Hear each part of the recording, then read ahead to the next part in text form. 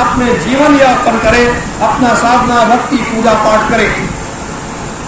ये नहीं कि 5 वर्ष की सत्ता आई और उसके बाद सत्ता चली गई। जैसे आज के राजनेता हैं, आज इस पार्टी में, कल उस पार्टी में, परसों उस पार्टी में, हमने आपने चुन लिया, सत्ता में गए, हमें आपने फिर नहीं चुना तो नहीं गए सत्ता में। वो नहीं, 2,03,000 वर्ष की व्यवस्था को सुदृढ़ और मजबूत बनाने के बाद तब आगे जाने की ये तैयारी ये महापुरुष लोग करेंगे, उसके पहले ये जाने वाले नहीं है। और जिनके अंदर भ्रम है, जिनके अंदर दुविधा है कि नहीं ये महाशक्तियां तो इस मतलब से चली गई, उनको आध्यात्मिक ज्ञान नहीं है। आध्यात्मिक ज्ञान इसलिए नहीं है क्योंकि हम आप सबों के श्वासों की पूंजी का निर्धारण होता है, हम आप सबके श्वासों की पूंजी का निर्धारण होता है। लेकिन जो कोई सद्गुरु महात्मा जब इस मतलोक में अवतरित होता है तो उसके श्वासों की पूंजी का निर्धारण नहीं होता है। वो जब तक चाहता है इस मतलोक में रहता है, जब तक चाहता है इस मतलोक में रहता है, और नहीं तो अपने शरीर का कायाकल्प किया करता है। ये एक तत्शक्ति है और एक अपनी आसूर प्राटक की विद्या है कि आप 6 महीने कर लीजिए, आपको इच्छा मृत्यु का वरदान प्राप्त हो जाएगा जब तक आप चाहे रहेंगे। परम पूज्य महान संत सम्राट जी ने ज्यादा दूर नहीं, इसी सीतापुर जिले में घाघरा नदी के किनारे 6 वर्षों तक सूर्य प्राटक किया। 6 वर्षों तक समय पर सूर्य निकलता था, समय पर अस्त होता था, चाहे वो बरसात हो, चाहे कोहरे का समय हो, कोई समय हो, और उस सूर्य को ऐसे देखा करते थे अपने आंखों से। और देखते देखते उनके अंदर वो आध्यात्मिक शक्तियां विराजमान हो गई। तो ये भारत की तपोभूमि है, ये भोग भूमि नहीं है भारत, ये भारत तपोभूमि है।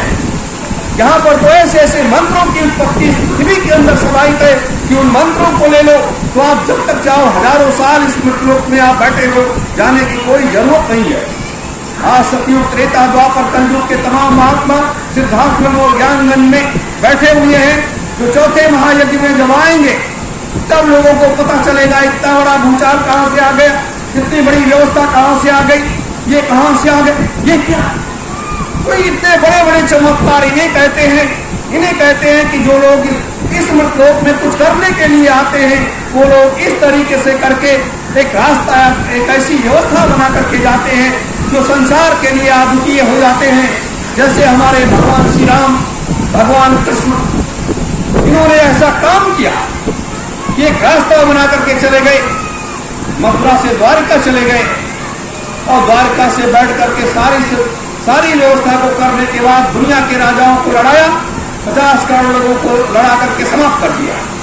अत्याचारी पापाचारियों का सफाया हो गया। राम कहाँ राजा बनने जा रहे थे और कहाँ जंगल को चल दिया, और उन्होंने असुरी लोगों का सफाया किया। आज हमारे यहाँ रामायण और गीता, राम के बाल्यकाल से लेकर के उनके आखिरी तक का वर्णन रामायण में है, उसके हम लोग पूजा करते हैं। गीता भगवान कृष्ण के द्वारा दिया गया उपदेश जो युद्ध के मैदान में दिया था, उसकी हम आप पूजा करते हैं। कोर्ट कचहरियों में भी उसकी कसम खिलाई जाती है। मेरे धर्म प्रेमी गुरु भाई बहनों, तो एक कलयुग का ग्रुप इस समय पूरे संसार में चल रहा है।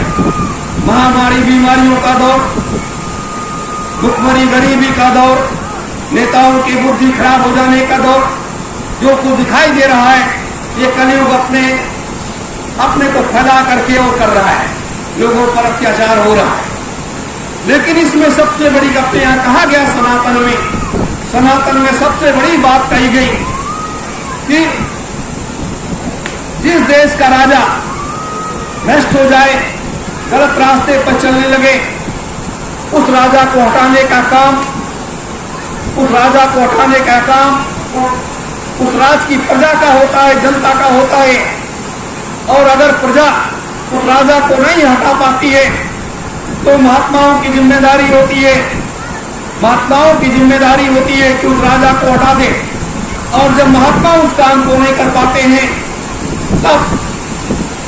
तब परमात्मा वो निर्णय लेता है और वो उस काम को अंजाम देता है। और उस भ्रष्ट प्रवृत्ति, गलत व्यक्ति, वो गलत राजा को वो उसका सफाया कर देता है। ये मृतलोक का वास्तविक सत्य है, ये मृतलोक का वास्तविक सत्य है।